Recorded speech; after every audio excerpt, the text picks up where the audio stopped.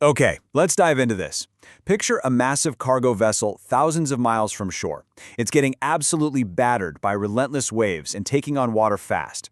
The crew is in serious distress. Millions of dollars of cargo are on the line, and the threat of a catastrophic environmental disaster is, well, imminent. It's a terrifying scenario, and it threatens the global supply chain we all rely on, not to mention the oceans we share. So, who answers the call? And honestly, what rules actually govern the immense risks those rescuers take? Welcome to this explainer. Today, we're going to unpack the fascinating, high-stakes world of international maritime salvage law. We'll trace exactly how it evolved from a really rigid system of pure property rescue into this highly sophisticated legal framework designed to protect our oceans. Here's a quick roadmap for our explainer today. We've got Section 1, what is maritime salvage, then Section 2, classifying salvage operations, Section 3, the rules of the rescue, Section 4, protecting the marine environment, and we'll wrap up with Section 5, the scopic solution. Don't worry, before we get bogged down in all the legal complexities, we are going to start with the dramatic, physical realities out there on the water. So let's get right into Section 1. What is maritime salvage? Let's lay down the foundational concepts of ocean rescue. Now, what's really interesting about this is the core dilemma at the heart of the whole industry. Ask yourself, if you're a third-party volunteer and you risk your own vessel, your highly specialized equipment, and literally your life to save a sinking ship, who actually pays you?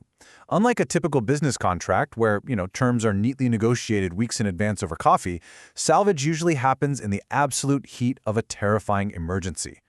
And that brings us to the absolute baseline rule of traditional maritime salvage. It's called no cure, no pay. Under this historic principle, a salver receives absolutely zero reward if the rescue operation fails and no property is saved. It doesn't matter if you spent 3 weeks battling hurricanes and burning through a fortune in fuel. If that ship goes to the bottom, you get nothing. This law was specifically designed to encourage voluntary acts of assistance. But man, it carried massive, all-or-nothing financial risks directly on the shoulders of the salver. And you have to remember, these financial risks are triggered by truly harrowing events. Salvage means preserving a vessel that has been wrecked, stranded, or is in extreme distress. These are the classic perils of the sea. We are talking about ships violently running aground, massive uncontrollable onboard fires, mid-ocean collisions, capsizing, sinking, or catastrophic heavy weather damage. Basically, it's an insurance adjuster's absolute worst nightmare. Any event that results in a ship and its cargo needing outside help just to survive sets the stage for a salvage claim. Moving on to Section 2, classifying salvage operations. Let's look at how the industry actually categorizes these dangerous rescues. Because, as you can probably guess, not all rescues are created equal. We have to contrast offshore salvage with harbor salvage. Offshore is just brutal. It's highly time-sensitive, ships are getting hammered by exposed waters and deteriorating fast. Salvers might only have a tiny, fleeting window, like waiting for an unusually high tide to pull it off, sometimes even having to drop gear in by helicopter. Harbor salvage, on the other hand, happens in more sheltered waters. It's still incredibly complex for sure, but unless a vital shipping channel is totally blocked, it usually allows for a slower pace with proper surveys and methodical planning. But here's a wild twist. Sometimes, saving the actual vessel isn't the goal at all. In cargo salvage, saving what's inside the ship takes total priority. That cargo might be a massive environmental hazard, or maybe it's incredibly precious goods. In these situations, the focus is strictly on the rapid removal of those items. Salvors will actually resort to deliberate destruction of the ship's hull, literally cutting the vessel apart just to get that precious cargo out safely. All right, Section 3, the rules of the rescue. Let's look at the legal baseline for how salvers actually qualify for a payout. So the crucial point is understanding these 4 mandatory steps that courts demand before handing out an award. First up, property. The operation must involve a vessel, cargo, or recognized property. Second, danger. And the danger has to be real and imminent, not just imagined by a panicked crew. Third, and this is a big one, voluntary action. The salver has to act as a volunteer with no pre-existing duty. This means a ship's own crew cannot claim a salvage award for saving their own ship because, well, it's already their job to do that. And fourth, success. The rescue must succeed, wholly or in part. Again, no cure, no pay. If a salver successfully checks all those boxes, the courts step in to determine the reward. They look at a bunch of factors: the difficulty, the risk to the salver, the value of the property saved, and just how extreme the danger was. Now, while courts can technically award up to 50% of the saved property's value, that's pretty rare. Usually the final payout lands somewhere in the sweet spot between 10% and 25% of the total value of the salvaged property. Which brings us to a major pivot in our narrative. Section 4, protecting the marine environment. Think back to that strict no cure, no pay rule. What happens if a salver works for weeks to stop a massive oil spill, doing everything right, but the ship eventually sinks anyway? Under the old rules, they got absolute zero.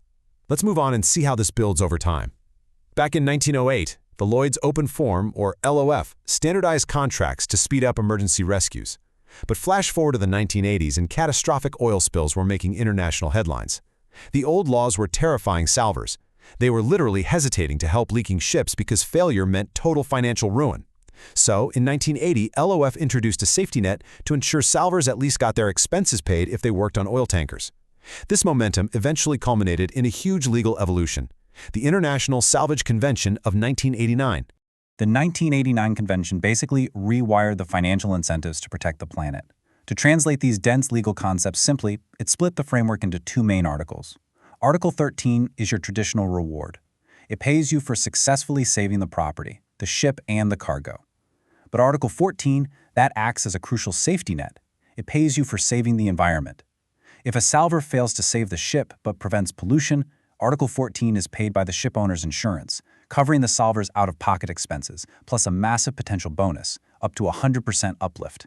Now, Article 14 was a great idea in theory, but in practice, it was really messy. To get paid, salvers had to legally prove that a threat to the environment actively existed. Plus, it was geographically restricted. It only applied to coastal or inland waters. If an oil spill happened out in the deep open ocean, you were completely out of luck. This led to agonizingly long, complex, and super expensive legal arbitrations. And while the lawyers were fighting it out, the salvers were left completely unsecured financially. So, the industry needed a better way. Enter Section 5, the Scopic solution, the final modern fix to this massive legal headache.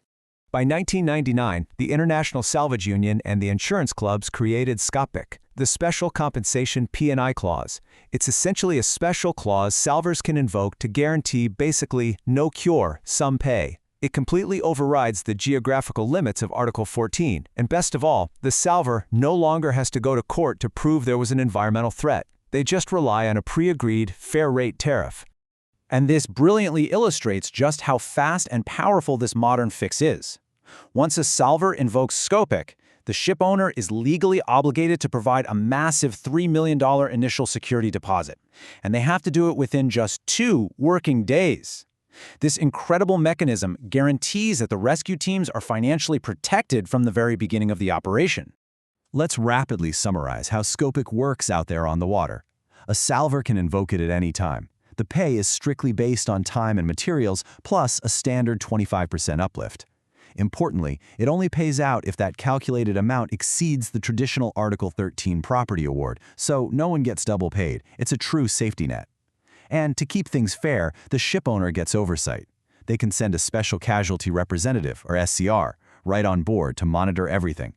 If they feel the salvage is a lost cause, the ship owner can terminate the whole thing with just 5 days' notice. Looking back at this whole journey, it's pretty amazing to see how the system has adapted. Like the source material reminds us, the law of salvage was developed to encourage voluntary acts of assistance to property in danger at sea. It started out as this really rigid 19th century gamble where you either won big or went totally bankrupt. But today, it has evolved into a highly sophisticated legal framework. It brilliantly balances the traditional pursuit of profit with the absolute necessity to protect our planet. Which leaves us with a pretty provocative thought. As modern cargo ships evolve into these massive floating cities carrying tens of thousands of containers and experimental new fuels, the environmental and financial risks are only going to compound. How will the high-stakes rules of salvage have to evolve next to keep up? It's a huge question. Thank you so much for joining me for this explainer. I really hope this deep dive left you with a newfound appreciation for the mechanics of maritime salvage law. Keep questioning, keep learning, and I'll catch you next time.